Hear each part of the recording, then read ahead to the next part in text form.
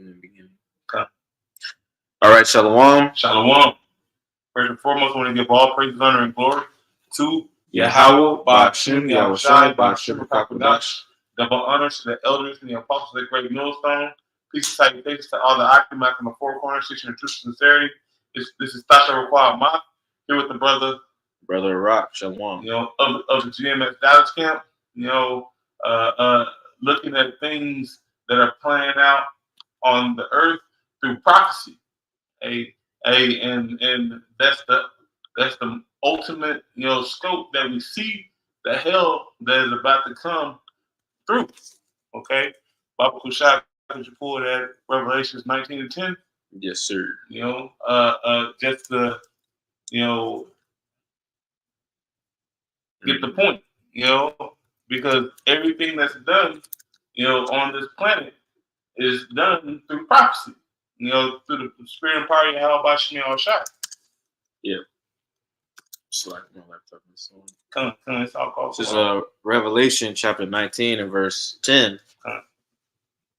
And it says, "And I fell at his feet to worship him. And he said unto me, See thou do it not. I am thy fellow servant and of thy brethren that have the testimony of Yahushua. Worship Yahweh Ba'Shem Yahushua. For the testimony of Yahushua is the spirit of prophecy." See, prophecy, and that angel, was coming to give prophecy, to the elect. Yep. All right, message, the messenger. Yep. Because the angel, the word angel means messenger. All right, just like we are messengers through the spirit and power of Yahweh Ba'Shem Yahushai, putting up these spiritual apostles, epistles, Salakia, to assist brethren around the world, to know what time that we're in, what spirit we need to be in. Okay, but Shay, got a precept? Yep, I had something. This is Isaiah chapter 46 and verse 9 and 10. Actually, let me start at verse 8. Yeah. Isaiah 46 and 8. It says, "Remember this and show yourselves men. Bring it again to mind, O ye transgressors." And that I wanted to grab that precept too, because as it said, show yourselves men. Right? Because at the end of the day, the Lord, Yahweh Ba'Shem Yahushua, he's only dealing with the men really on this side. Right? Not really, he's only dealing with the men. The scriptures say, the tabernacle, of Yahweh Ba'Shem Yahushua is with men. Yep, with men. You know what I mean? So again, this is a call, you know what I'm saying, to especially you Israelite men. Yes, they're gonna be, Aquaf sisters that are playing, they role in the background and listening, right? Being obedient at home. The very few of them there are. Right? But at the end of the day, as an Israelite man, you're supposed to be at the forefront, being that watchman, being on your watch. And pushing prophecy. Mm-hmm. All right. Because the prophecies of Yahweh Ba'Shem Yahushai, they're not returning unto him void. They're actually active. All right. Work is actually being done. Yahweh Ba'Shem Yahushai is getting busy out here. Yep. All right. And if you're not up to date on news and prophecy, like Elder Ariana, he does his algorithms, especially with the elder we'll call you form over there in England. Mm-hmm. They be getting down through the spirit. There's more on this. Isaiah 46 and 9, it says, "Remember the former things of old, for I am Yahweh Ba'Shem Yahushua, and there is none else. I am Yahweh Ba'Shem Yahushua, and there is none like me, declaring the end from the beginning, and from ancient times the things that are not yet done, saying, My counsel shall stand, and I will do all my pleasure." So Yahweh Ba'Shem Yahushua is declaring the end. What was like it? Declaring the end from the beginning. You know, he is showing us, you know, what's coming down the pipe. All right, and right now, what we can see in news, uh, it's Russia. America's been poking a bear. All right, and that bear is getting ready to unleash holy hell upon the world. Yep. But it's starting with Israel. All right, because you can pull that precept, the least of the flock shall draw them out. Because right now it's a war on two fronts. You know, they're trying to do something with the war over there in Ukraine. You know, poking the bear at Russia, but the Palestinians and the Israelis has been going at it. But that's unifying the whole Arab world. The whole Arab world is coming together to fight against the small hats. Right. Ishmael, and through the Spirit, I feel like it's going to start coming out more and more as we get closer. Ishmael is about to play his role in prophecy. You know, because when you go into, you know, Ishmael, the scriptures say that he's a wild man. Wow. You know, so the Lord is, you know, gathering the troops into the valley of Yehoshaphat, right, pursuant to, what is that, Joel 3? Yep. Right? And this is about to be Ishmael's time to shine through the Spirit. He's about to wild out. And that's the role he's about to play, man. And he's going to wild out over here in America, too. Because there's a lot of them over here. There's a lot of Ishmael over here. Yep. You know, and they're coming in a totally different spirit. Totally different spirit than these Babylonians, man. These niggas ain't afraid like you Americans, especially like, you know, the younger generation, you know what I'm saying, the left, even these little dreadhead niggas, man. Y'all not ready for the type of energy that these foreigners are coming in. Nah, really, because like the ones that I run into, they will look me up and down like you ain't shit. Yep. You know, Scripture just said, "Show yourselves men." You know. You know. And me, I'm looking at them like, hey, I'm gonna let it slide for right now because it's not time for me to fight. You know, through the spirit party, how about you? Now, I let them have it. Right. You know, but let me read that. Baba Shah. Jeremiah chapter 49 and verse 20, and then it says that again in Jeremiah 15:45. Yeah, we can read both of them. Jeremiah 49 and 20, it says, "Therefore hear the counsel of the Lord, that he hath taken against Edom, and his purposes that he hath purposed against the inhabitants of Teman. Surely the least of the flock shall draw them out. Surely he shall make their habitations desolate with them." So the least of the flock is Israel, but also the Sunnis is I think they're Sunnis. They're the least of the flock of the Arab world. You know, they're not so aggressive. You know, they're really passive aggressive. Right. Well, the least of the flock talking about Amalek, right? Yeah. Small. Well, yeah. I said that at first because Amalekites are the least of the flock on one side, but the Arab part, the Sunnis are the least of the flock to them too, because the Houthis is Iran. They're the ones that they're going to spaz out. You know, so Yahweh Shemel Shai has a big melting pot happening. All right, and it's coming to a head, and it's going to cause Russia and America to get in there too through the two little brothers fighting. Right. Baba Kushay, you got a precept? Khan. Yeah. Let me read this. This is Jeremiah 50 and 45. It says, "Therefore hear ye the counsel of the Lord, that he hath taken against Babylon and his purposes." Now that's important right there, because these two scriptures let you know that Esau Edom is at the forefront of Babylon the Great. He is the king of Babylon, right? He is, you know, the head man, right? So we're reading here in Jeremiah 49. It said the Lord to take counsel against Edom, right? And the least of the flock shall draw them out. But here in 50:45, it talks about Babylon and the Chaldeans, but it's talking about the same people. That's the point, man. It's talking about you, Esau, right? Jeremiah 50:45 says, "Therefore hear the counsel of the Lord that he hath taken against Babylon, and his purposes that he hath purposed against the land of the Chaldeans. Surely the least of the flock shall draw them out. Surely he shall make their habitation desolate with them."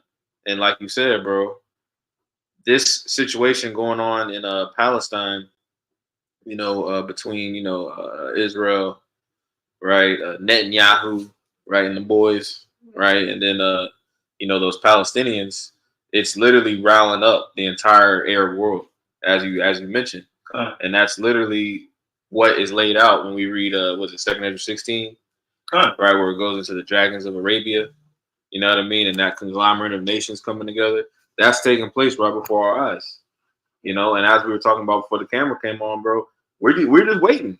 We're just waiting. We're here though. Hey, and with Russia getting in there and America getting in there, it's just boasting World War III that much more, right? And it's boasting the missiles being shot off. Yep. Okay. Mm-hmm. I might as well get this. Lucky. I was gonna get it because the Spirit's got coming out. Joel chapter 3 and verse 1 and 2. It says, "For behold, in those days and in that time, when I shall bring again the captivity of Judah and Jerusalem," and that's a when it says bring again, it really means turn back, right, or remove. Yeah. That word is let me see. I think that word is shawab right there. It says shawab says, "I shall bring again the captivity."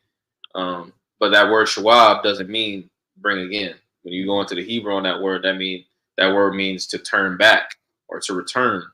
To let me see. Let me go down. My laptop is so shit. Yeah, to turn about, to return,